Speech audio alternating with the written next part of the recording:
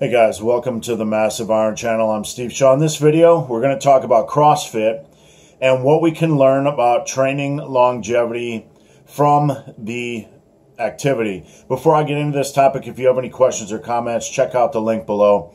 Come on over, submit your questions. The best questions I turn into videos just like this. So, I still have a number of you out there that do CrossFit. I get a fair share of CrossFit questions from people that are looking to lose weight and get back in shape, especially on my Instagram. You know, my Instagram, I post a lot of transformation pics. It's not just about strength and muscle building. You know, I post a transformation pic 2 to 3 times a month, and I get a lot of folks who are trying to change their body, and they're very curious about CrossFit. So I thought it was time I made another video to stress what we can learn about CrossFit training, what this means for someone that is looking to get into CrossFit training, and what is a safer option for most of us. Now, the first thing we need to understand is that CrossFit is not magical. A lot of times we see these CrossFit athletes and think it's some magic fast track to a perfect body. It is not. You're typically looking at the top level CrossFit athletes who are extremely well trained and are extremely disciplined with their diet, and it'd be no different than any other sport. Most sports where the top level athletes are really exercising diligently and paying close attention to their nutrition. So just understand, CrossFit is not some magical thing that'll give you a magical body or anything like that. Now let's talk about what we can learn from CrossFit and what this means for us as adults who are trying to lose weight and get in the best shape of our life. Now, with CrossFit, you're taking a lot of exercises, a lot of movements that are complex, like Olympic lifts, a lot of movements that require some attention to form, and you're trying to do them for time. You're trying to do them as quickly as possible or as many reps in a certain period of time. It's like a sprint. So you're taking these exercises some of these exercises that can be very complex movements or movements that require a lot of attention to detail, and you're trying to do them quickly. So the inevitable result of this is that you're going to use sloppy form. You're going to use sloppy form. If you use only good form, it's going to slow you down, and you're not going to get to the finish line as quick. So even in the WODs, the daily workouts in CrossFit, the goal is to knock out this exercise quickly, to jump from movement to movement to movement. And again, this is a recipe for disaster, because you're taking these movements and you're doing them and your form is going to break down. Now, the older we get, obviously, the more difficult it is to remain healthy.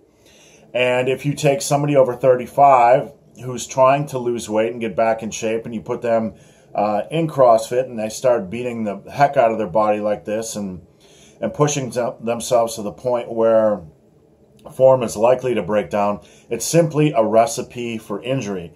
So here's what we need to understand. That is not a requirement, okay? Punishing yourself in the gym is not a requirement. Taking on this risk in the gym is certainly not a requirement to get into good shape and to look your best. You do not have to do this. So what is the alternative? Well, the alternative is something I teach in my book, Massive Iron, which you can find below, but you don't need to buy my book to get this information, because I'm going to share it in this video. I teach people with resistance training to push each set for as many reps as possible, so you're pushing for progress, but to stop that set when you feel like your form might break down, or when you feel like your form's about to break down, or when you feel like you're going to fail on the next rep. So, 2 things here. If you feel like you're going to fail on an exercise, I teach you to stop or slow down. Stop the set, because each exercise is different, okay? Some of them are more taxing than others, but in general, if you're pushing an exercise to failure, that last rep where you're failing, things are going to break down. Form is going to break down. Something in the mechanism is going to stop, and that is inherently more dangerous. So That's one way we're trying to keep safer reps. Another way is if you understand that your form is about to break down, you stop the set because you don't want to push for progression at any cost. So what I teach people is an aggressive attack on progression only at a safe cost. So your form's not breaking down, you're not pushing to failure. You rule out those two variables. You're reducing your likelihood of injury. You're pushing each set, so you're progressing rapidly, which is going to enable a quality amount of muscle and strength gains. And you can pit that, the way I teach things, against the way CrossFit is inherently structured, where you're pushing for as much as you can as quickly as possible, even at the expense of form. Now, obviously, there are good instructors out there who are going to monitor people, and that's not the case everywhere at all times for everyone. Let's be logical, mature adults here and just establish that we're not being unreasonable in saying that this is always the case.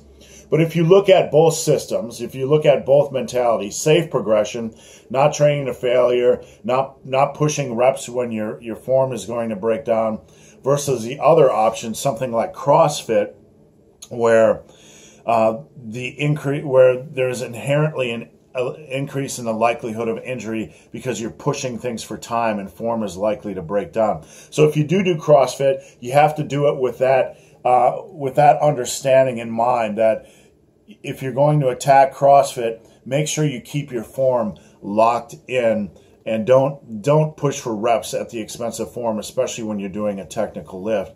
Over the long run, as we age and we want to maintain a good body, something like CrossFit is not the best option by far, and that is why so many people dislike CrossFit. What you really need is just a good quality resistance training program, one that's reasonable. You need to be consistent with it. You need to have a good exercise selection, and you need to eat according to your goals, which are if you want to look better and perform better, you're going to have to eat a little bit more protein and focus on whole food. So that's it.